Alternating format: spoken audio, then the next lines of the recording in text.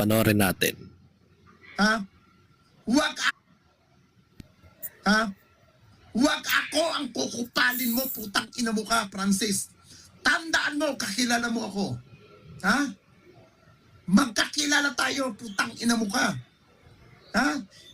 Ito, pilit itong kinuha, itong lumang cellphone ko. Ito. And then, ito. Pilit itong kinuha ang old phone ko na Vivo. Vivo ito, Vivo. At ito ay Oppo. And then, ito Oppo. Makinig kang putang ina mo ka. Ha? Iisa-isahin kitang i-remind.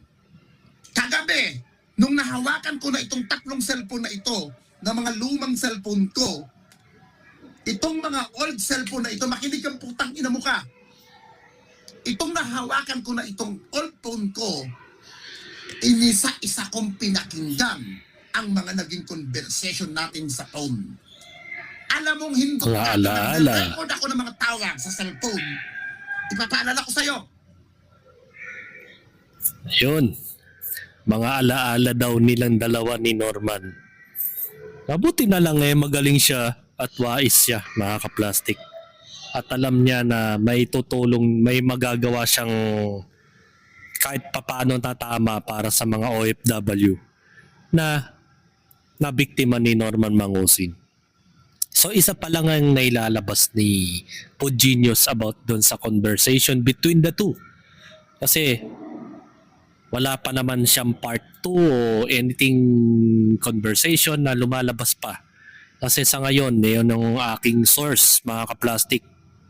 At tinatanggi daw ni Norman Mangusin yun na hindi niya kilala si Cap Nino. Diba, mga kaplastik? So, wala akong actual video na sinabi niya yun eh. Tinanggi daw. So, hanapin natin.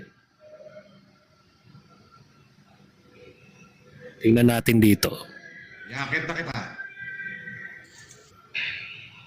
Hindi yata yun.